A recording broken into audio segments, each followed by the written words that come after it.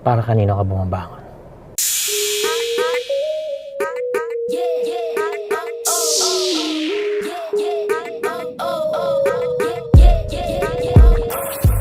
Good morning guys, this is Coach Hans. Welcome back to my channel. Today we're going to talk about motivation. What keeps you motivated? And what can you do to stay motivated? Para kanino ka bumabangon? Before we start, if you're new to the channel guys, don't hesitate to click on that subscribe button and the notification bell para malaman nyo kung kailan ulit ako mag-upload ng video. And of course, invite your friends and your family to subscribe as well. We still have our raffle ongoing. Once we reach the 1,000 subscribers, I will raffle off an Adidas Mad Bounce basketball shoe, a Remax portable Bluetooth speaker, and a Starbucks porcelain tumbler. So 3 lucky subscribers will get those 3 prizes. So smash that like button, click that subscribe button and that notification bell, para maka 1,000 subscribers na tayo. Paano nga ba maging motivated? Paano manatiling motivated so that you can basically stay longer sa trabaho, become productive, and maximize mo kung ano man yung pwede mong kitain sa trabaho mo ngayon. Now, this applies sa kahit anong trabaho. Sa trabaho, sa call center, napaka-stressful. So, napaka-importante that motivated ka. So, you can, of course, keep going. So, ako, 13 years na sa call center. So, siguro naman kahit papano, I know a thing or two about motivation and how I'm gonna share kung ano yung ginagawa ko so I can keep myself motivated, and kung ano yung ginawa ko. Maraming mga tayo naririnig sa mga ibang tao, and even yung mga memes or even yung mga sinasabi nila about motivation. For example, keep your eye on the prize, stay focused. Yun nga, yung commercial nga ng kape, para kanino ka bumabangon. Ano pa ba? Madami pa eh. So, ako, I have a structure that I always use when I give advice sa mga agents ko. And of course, I also apply this to myself pagdating sa motivation. Now, kahit ano pa yung larangan ng iyong trabaho, dadating yung point na mapapagod ka, mahirapan ka, madedemotivate, and minsan nga mararamdaman mo or mafe-feel mo na parang napupunta sa wala yung pinaghirapan mo. And if you do not know how to motivate yourself, or you don't have that strong motivation to continue what you're doing, diyan tayo susuko. Dadating yung panahon na you're gonna give up. And it doesn't matter kung gaano ka ganda yung trabaho mo, gaano ka beneficial para sa iyo yun. Pag dumating na yung panahon na yun, minsan nakakapag-decide tayo to let go and basically umalis. And unfortunately, may mga pagkakataon na pinagsisisihan natin yung desisyon na yun. So, yun nga, I'm gonna give you an idea kung ano yung ginagawa ko to motivate myself, and sinishare ko lagi ito sa mga teammates ko. Okay, so paano nga ba maging motivated? The very first thing that I always tell sa mga agents ko, or even to myself, is to always look back kung bakit ka ba nag-apply sa trabaho. Why did you even go to that company in the first place? Bakit ka nag-apply? Bakit ka nagtatrabaho? And almost everyone na mga kausap ko about motivation would always say it's because of yung pera sa family mo. Syempre, kailangan mo suportahan yung pamilya mo. Mga anak, kapatid, parents, and then yung sarili, minsan mga independent. There are very very few people that would say otherwise, na hindi yun ang dahilan nila kung bakit sila nagtatrabaho. Again, most of the time it all boils down to supporting family or even themselves. That's the reason why they actually work. So that's the first thing that you should always have to keep yourself motivated. You always go back to the reason why you even started working in the first place. But that's not enough. May mga pagkakataon na, for example, sa company namin, we started hiring people outside of Metro Manila. Syempre, kasi nga, so that we can basically maximize yung manpower dito sa atin, na hindi lang siya nakakoncentrate sa Metro Manila. So a lot of those employees that we hired from the provinces or outside of Metro Manila, minsan yung dahilan lang na para makatulong sa pamilya, it's not enough kasi na-homesick sila, namimiss nila yung family nila, mga friends nila, and syempre since they moved here, malungkot kasi nga ang kasama lang nito, either sila lang mag-isa sa apartment, or kung may kasama man sila, ganun din, parang technically hindi rin nila talaga kasama kasi syempre may iba-ibang schedule, and so on and so forth. So ano pa yung pwede mong gawin aside from going back to the reason why you started, so you can keep motivated, or you can still be motivated to continue what you're doing, lalo na sa call center kasi napaka-stressful nga ng trabaho natin sa call center. Alright, so ito yung dapat mong gawin. Well, ito yung ginagawa ko.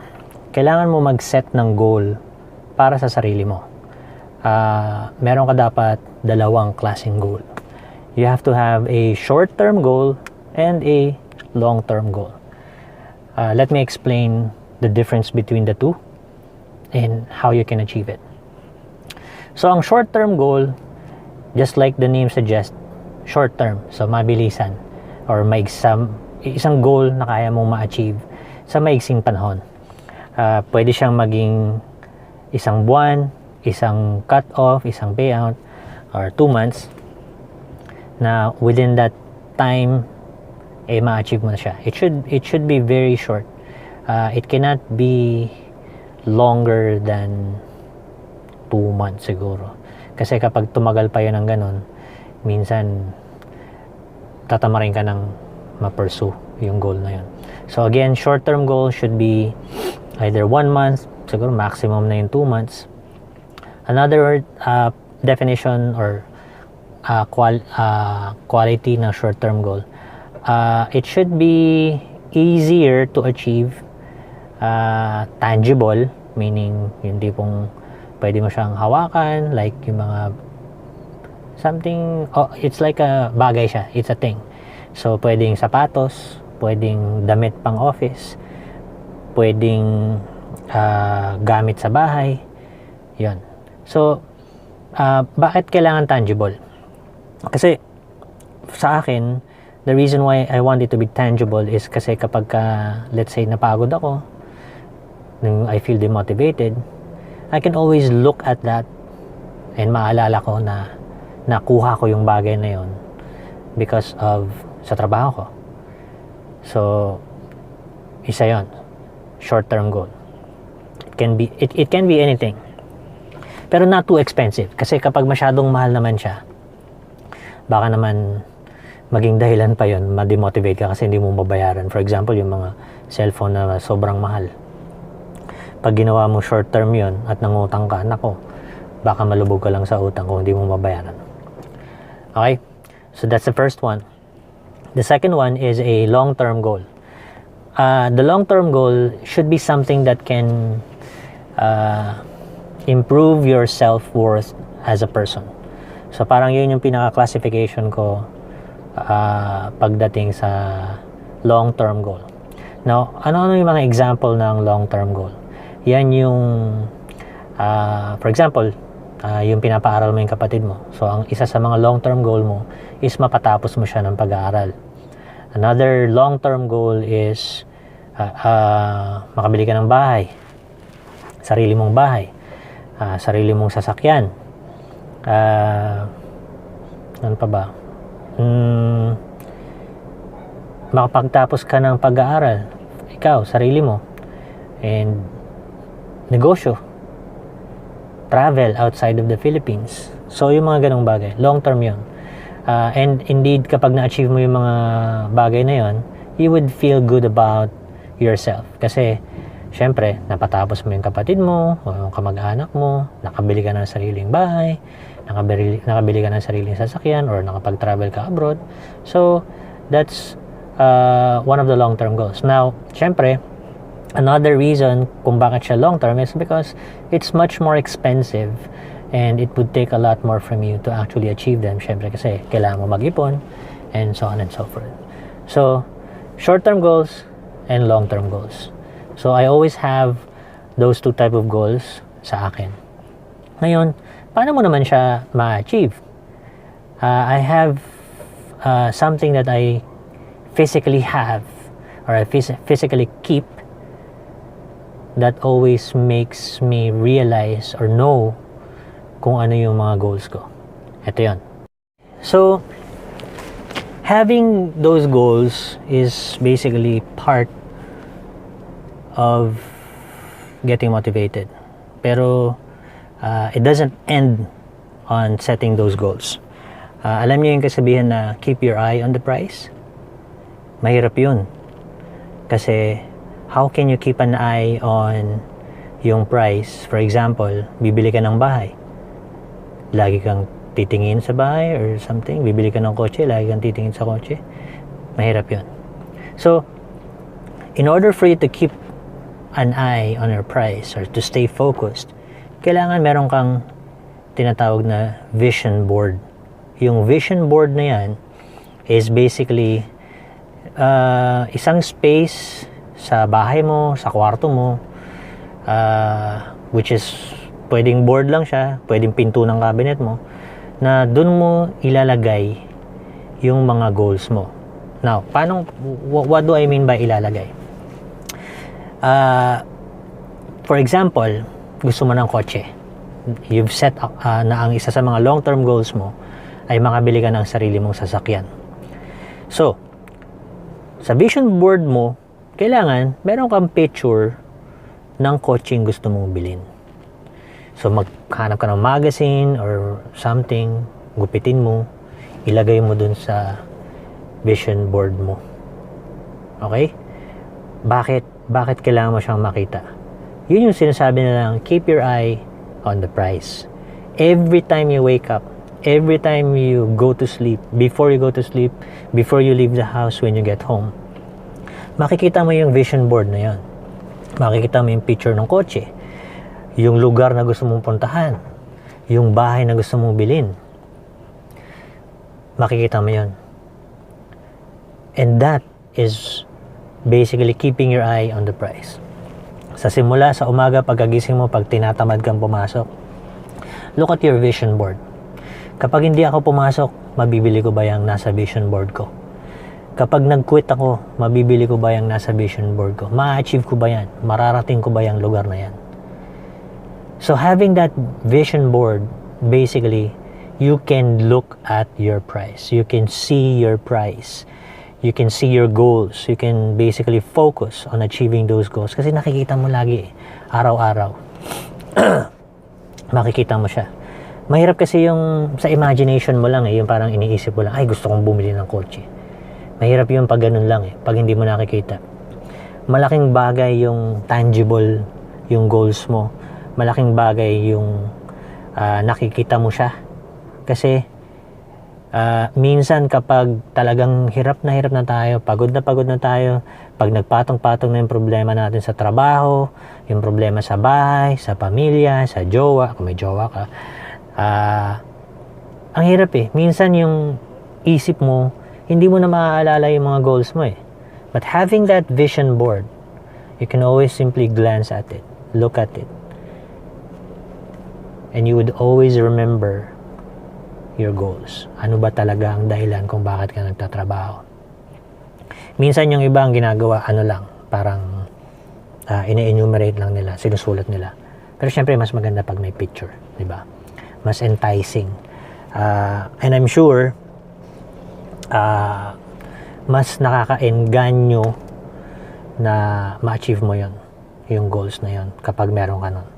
And then, pag na-achieve mo na, wag mong tanggalin. Keep it there. Lagyan mo ng date kung kailan mo na-achieve. Tas parang bilugan mo siya, or lagyan mo ng X, or lagyan mo ng additional picture, lagyan mo ng sticky notes na done, or achieved, or I got this, or whatever. Again, that would help you na dahil sa vision board na yun, well, not necessarily dahil sa vision board, it would remind you na nagawa mo yon, na-achieve mo yon, that you already have that. So that can keep you motivated. So again, let's try to recap kung ano-ano yung mga bagay na yun. So first, always go back to the reason why you even started. Bakit ka nag-apply? Para kanino ka bumabangon? Para kanino ba yun? Second, you have to set goals. Two types of goals. A short-term goal and a long-term goal. A short-term goal is something tangible. Siguro, maximum 2 months na achieve mo. Pwede siyang kahit ano, bagay, cellphone, damit. Pwede ka rin mag-travel kung mura lang siya. It has to be not very expensive. Something that you can achieve or buy in a span of either a month or 2. And nothing longer. Hindi pwedeng mas matagal pa doon. The long-term goal is something that should always improve your self-worth as a person. So either yan yung mga mapapatapos mo yung kapatid mo sa pag-aaral, mabibilang mo ng sasakyan yung nanay at tatay mo or sarili mo, makakabili ka ng bahay, makakabili ka ng negosyo, makakapagtayo ka ng negosyo, lupain sa probinsya, makakabili ka ng palayan, yung isang office mate ko, mga ganun.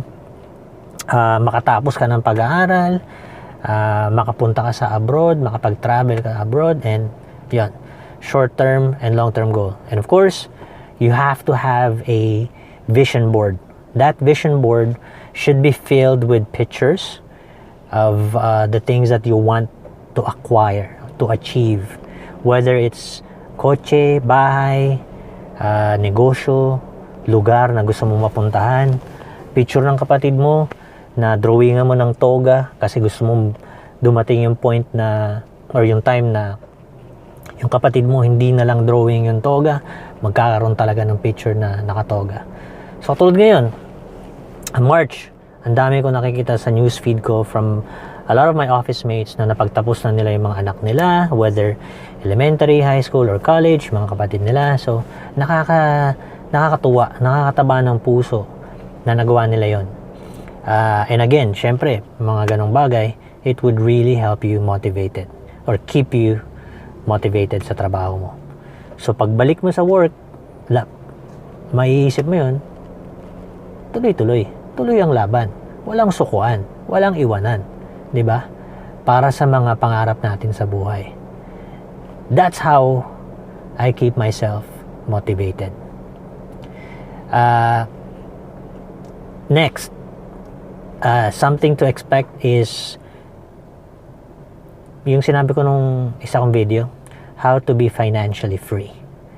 I'm gonna share that kasi I'm sure managing your finances is another aspect of your life that you need to learn para ma-achieve mo yung goal mo. Kasi kahit motivated ka, minsan kapag waldas ka o hindi ka marunong mag-manage ng pera mo, mahirapan ka ma-achieve yung mga goals na yun.